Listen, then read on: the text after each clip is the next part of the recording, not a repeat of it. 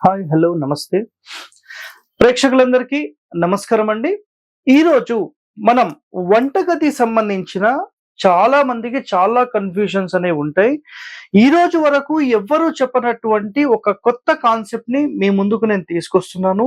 So, ఇక్కడ వంటగది ఎక్కడ పెట్టాలనే విషయం ఈరోజు వరకు ప్రతి ఒక్కరికి తెలిసింది ఒకటే ఒకటి. అది ఒక్కటి ఆగ్నేయం. సో, గుర్తుపెట్టుకోండండి. మనకు కేవలం ఆగ్నేయంలోనే పెట్టాలనేది అన్ని శాస్త్రాలు చెప్పాయని మీరు అనుకుంటున్నారు. అది రాంగ్ అండి.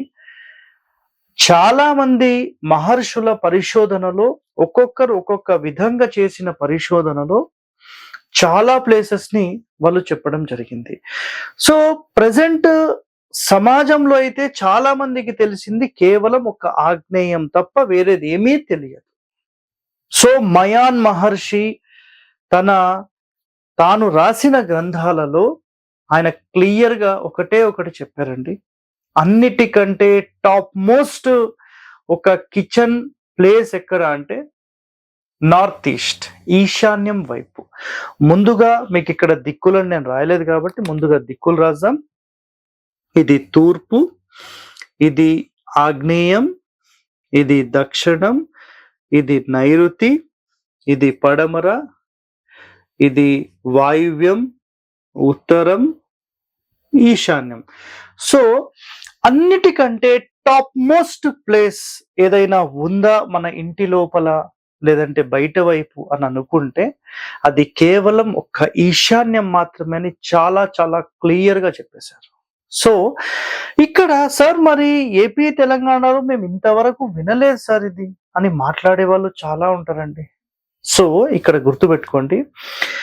వాటికి సంబంధించిన ఆధారం ఏదైతే ఉందో హరివాస్తు ఛానల్లో కమ్యూనిటీ పోస్ట్‌లో విత్ శ్లోకంతో సహా మేము ఎప్పుడూ అప్‌లోడ్ చేశాం. ఎవరైతే చూడలేదో మీరందరూ వాటికి సంబంధించిన రహస్యాన్ని చూడండి. ఓకే. నెక్స్ట్.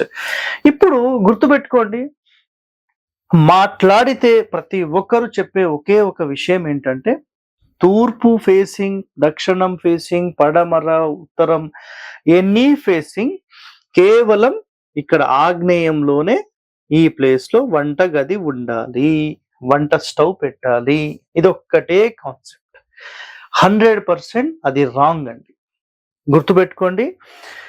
తూర్పు ఫేసింగ్ ఇంటికి ఖచ్చితంగా మీకు ఒక మంచి ప్లేస్ సెలెక్ట్ చేయాలి అంటే వాయువ్యం అండి. ఓకే.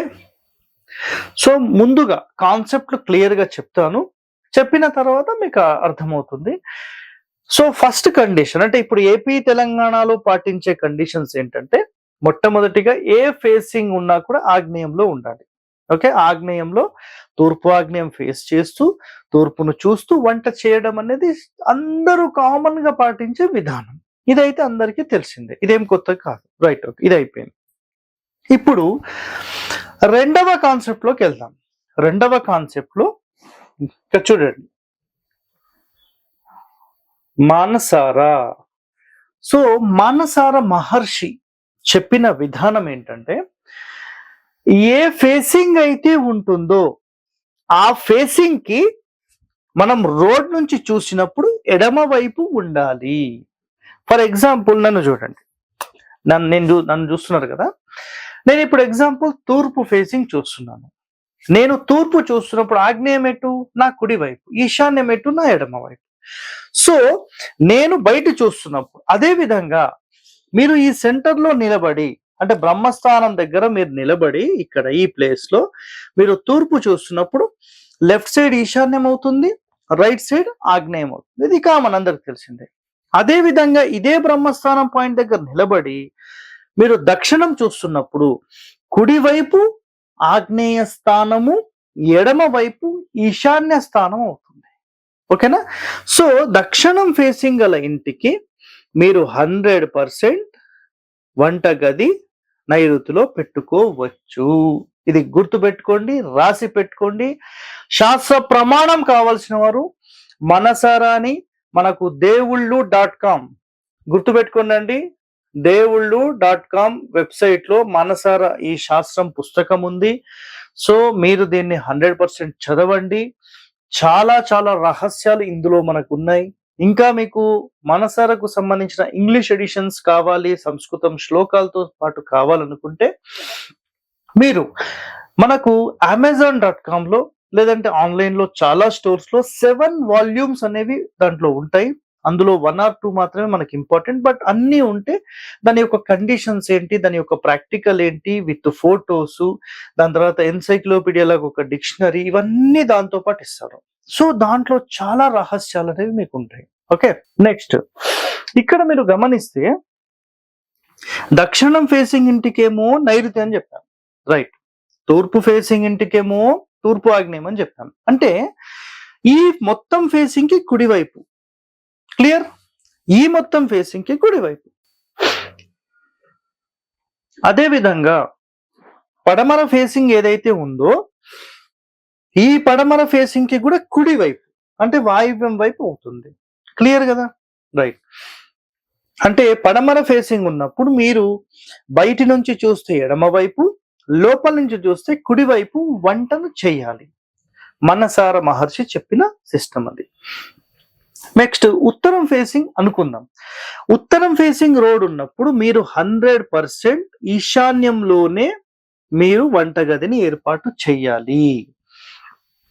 నేను ఏ రోజైతే ఈశాన్యంలో ఉత్తరం ఫేసింగ్ వాళ్లకు వంటగది పెట్టాలని ఒక వీడియో చేసి పెట్టానో, దాని తర్వాత ఆధారాలతో పాటు కొన్ని ప్రాక్టికల్ గా ఉండే ఒక ఇంటి వీడియో కూడా ఏ రోజైతే నేను పెట్టానో అదే రోజు కామెంట్స్ లో కొంతమంది చెప్పేశారు, సార్ మేము కొన్ని హోటల్స్ కానీ, కొంతమంది ఇండ్లు కానీ, కొంతమంది ముస్లిం హోటల్స్ కి కానీ వాళ్ళ ఇండ్లకు విజిట్ చేసినప్పుడు ఉత్తరం ఫేసింగ్ గల ఇంటికి ఈశాన్యంలో మేము గమనించాం సార్, కానీ చాలా డెవలప్మెంట్ అయ్యారు సార్, ఒక చిన్న స్టేజ్ నుంచి ఒక రేంజ్కి వెళ్ళారు సార్ వాళ్ళు అని చెప్పారు. మరి నిజంగా ఈశాన్యంలో పెట్టడం వల్ల నష్టం జరిగితే వాళ్ళు ఎలా అభివృద్ధి చెందారు?